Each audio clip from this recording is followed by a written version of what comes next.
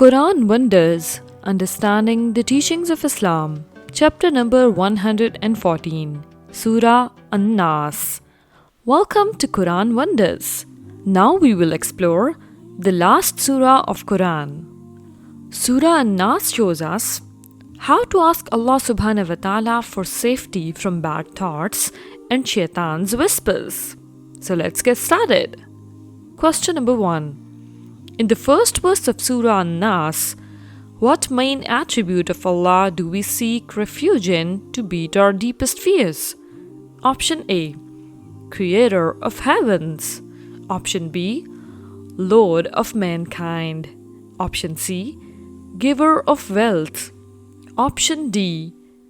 Most merciful. And the correct answer is Option B. Lord of mankind.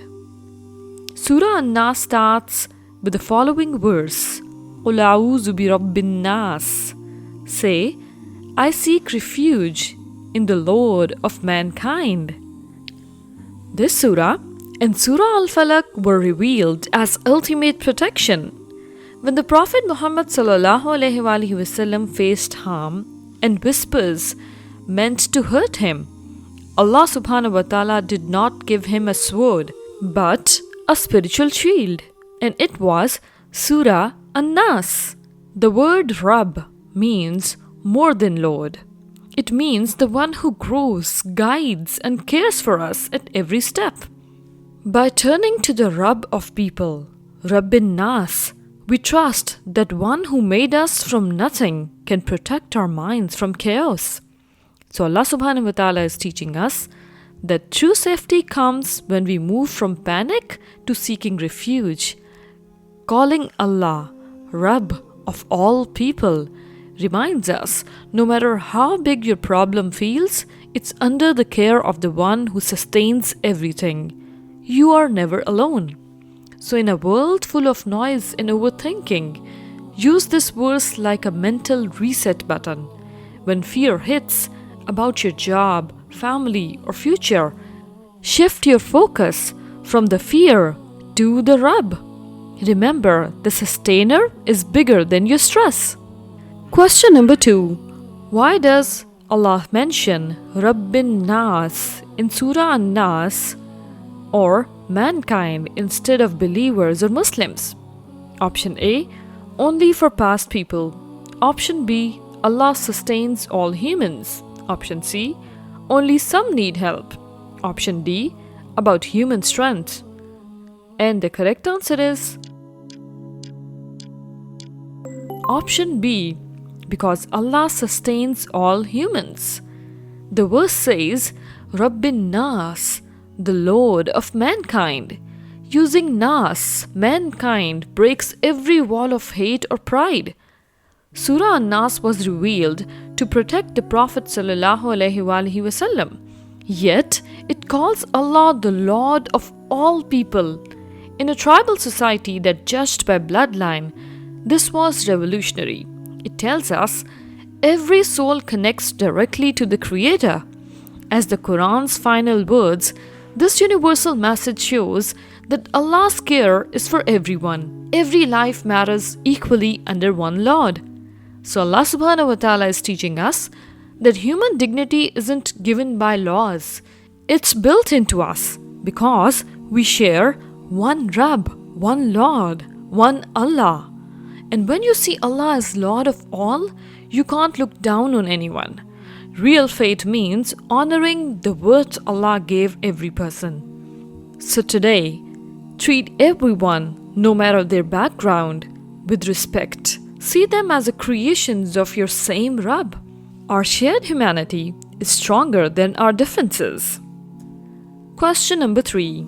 Allah calls himself Malikin Nas, which means King of all people.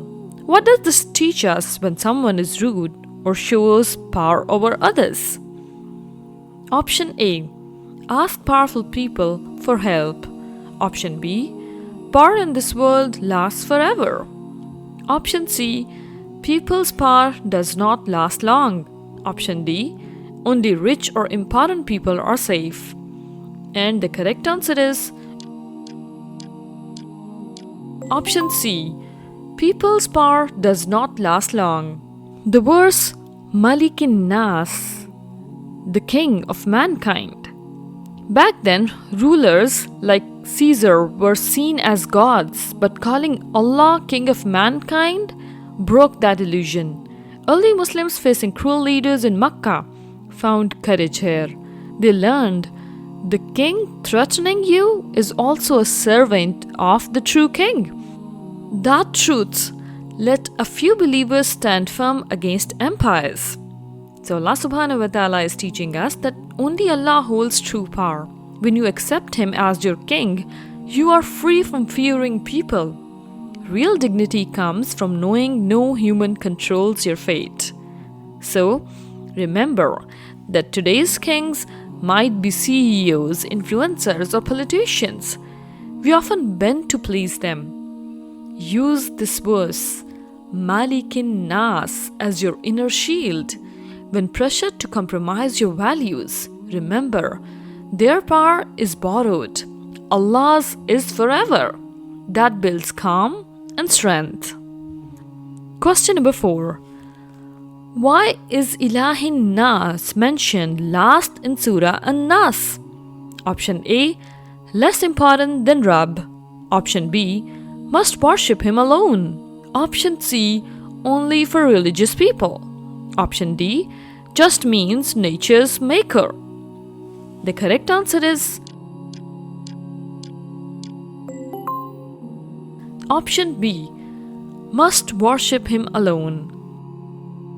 The verse number 3 of Surah An-Nas says, Ilahin Nas, the God of mankind.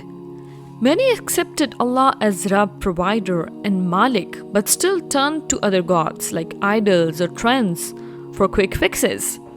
Today, self-worship is common.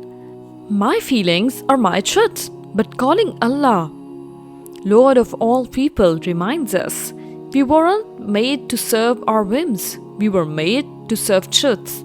True peace comes only when we stop following our shifting desires and follow the one who knows us best.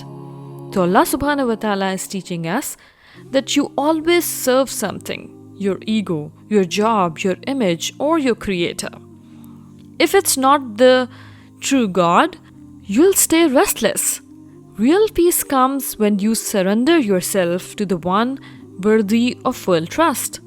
So in your daily life, remember that we live in a me-first world that leaves us empty. When choosing between what's popular and what's right, ask, who is my Lord right now? My ego or my Creator? Choosing Allah over impulse is true freedom. Question number 5. What does waswas tell us about negative thoughts and anxiety? Option A, part of your nature. Option B, whispers from outside. Option C, sign of smartness. Option D, never reflect. And the correct answer is option B, whispers from outside. The verse number 4 in Surah An-Nas says, Min sharril waswasil khannas, from the evil of the retreating whisperer. Waswas means a faint, sneaky sound like a quiet suggestion. The Prophet ﷺ taught that Shaitan plants these whispers to cause sadness and doubt, even under huge stress. The Prophet ﷺ stayed mentally clear by catching these whispers early. He would seek refuge and stop the thought, so a tiny whisper would not grow into a wall of fear. So Allah subhanahu wa ta'ala is teaching us that your bad thoughts don't define you. Waswas shows they are not yours, they are foreign. And khannas means they run away when you turn to truth. So when a mental loop starts, don't fight the thought, shift your action. And you know what the Prophet's sunnah is in this specific situation? Do zikr or useful work. A whisper only wins if you feed it with attention. So you have to distract your attention.